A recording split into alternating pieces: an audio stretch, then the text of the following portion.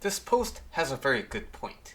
We don't like everybody, and yet there's a desire to be liked by everybody.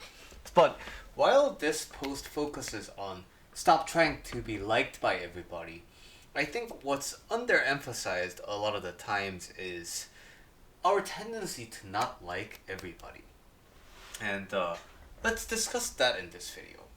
So, we naturally have preferences for people, right? Like, we have friends who we already established relationship with. At our school, at our workplace, there might be people you might not vibing well with compared to the people who vibe well.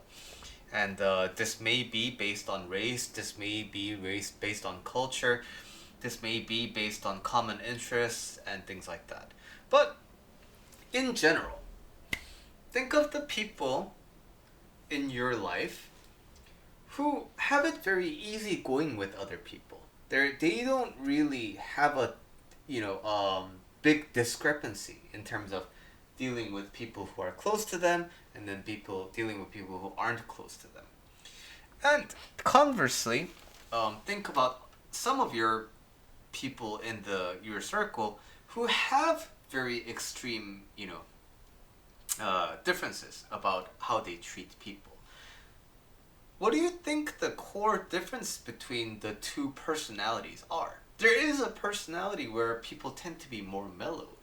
There is a personality where people tend to be more passionate and basically more picky about the relationship, right? I don't like this guy, I don't like this girl, and so on. And if you do some level of abstraction, you'll find that one of the dimensions that kind of determine this is how much of a strong opinion you have about certain things.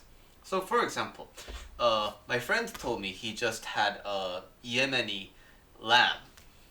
Like, my friend is Muslim and probably went to like a halal place, and Yemeni like lamb, and must be pretty good, right? And but the thing is, I don't really know that much about halal food. I just know that it's cultural. I just know that they don't eat pork and no drink alcohol and things like that.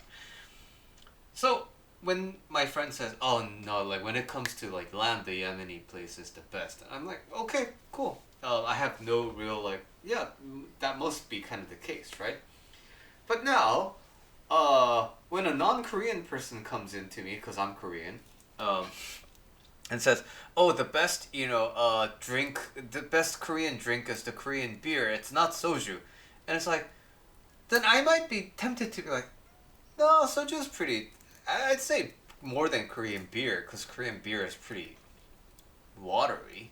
I'd say the number one Korean drink is soju," and so I would have stronger opinions about that, right? So that I might have something about it. So my friend may have a very controversial take about halal food. I'm open to it. I'm like, oh, cool. You think that? Okay, but because it's not directly related to one of my strong beliefs, I don't really need to challenge it, right? So we find that our preferences of people come down to our strongly held opinions, not just loosely held opinions. So suppose you have parents who drink and they made your life very, very miserable, right?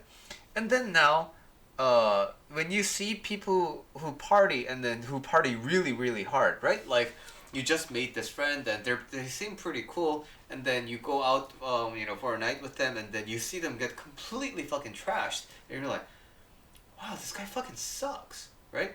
Because why? You're carrying over all the memories and the history of your relationship with people who are drinking, and then you cast it upon that other person, and then that's how your dislikes form, right?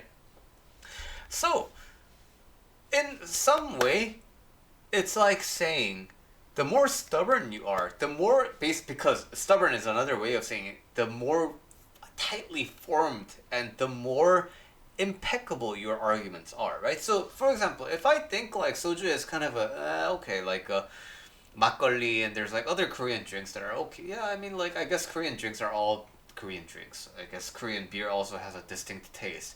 And so if I'm more flexible like that, people can bring up like, different things about Korean beverages and I can be like, yeah, I guess that you can say that. But if I'm insisting, no, no, no, no, Chamisul is the best, soju brand, and then, and I have this, there's nothing you can do to change this belief kind of a mentality, then that's when conflicts tend to happen, right? So, the more of these we have, the more of these tightly bound opinions we have, the more likely we are to be pissed off. Because other people don't necessarily have to agree with our viewpoint, right? No matter how right we think we are. So, and at the end of the day, these belief systems existed after human beings, right? The theory of knowledge and the systemic organization of thought, these happened after humans. So because humans created this like hierarchy of thoughts and how to think about these things, how to form opinions and things like that. So if in a way these conceptual things like beliefs and thoughts, and these are meant to be resources for us, these are meant to be good tools for us so we can use them. These are supposed to have good utility to us. But if these things are causing us distress, then the tool is not doing its job, right? So the car is meant to be a transportation device. But if the car, number one, isn't really going, and number two, if the car is, just big money sink, then it just kind of sucks, right? It's just better to not have the car and just have a bike or walk people somewhere, right? So we have human created ideas, we have human created concepts, we have human created tools, so we can use them. But then oftentimes we get so attached to them and attached to the idea that we need to be, using them, that it may cause us distress sometimes. So something I learned to do, because I was also a very judgmental person in the past, something I learned to do is how to actually open up my heart intentionally to the people I previously used to dislike. And I intentionally engage them and try to learn a lot of things about them and then kind of get more context around their behavior and why I might have found that kind of like repulsive. And I think once you do it, you will also kind of see what I'm saying, but I oftentimes learn the most about life and myself from the people I used to avoid. And it sort of makes sense because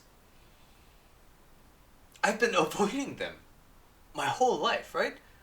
So my entire life has been kind of inadvertently an echo chamber because I always use my preferences to guide my social experiences. And so when I open up my heart to the people I used to dislike, then there's a wealth of human experience to be had there. And those oftentimes have been very, very meaningful to me. So, going back to the original post at hand, right? Stop trying to be liked by everybody. You don't even like everybody. Yeah, I guess not trying to be liked by everybody is also important. I could have a completely new video about that. But also, if you can like everybody, that is something you can do, right? Being liked is out of your control. But you liking other people, that is under your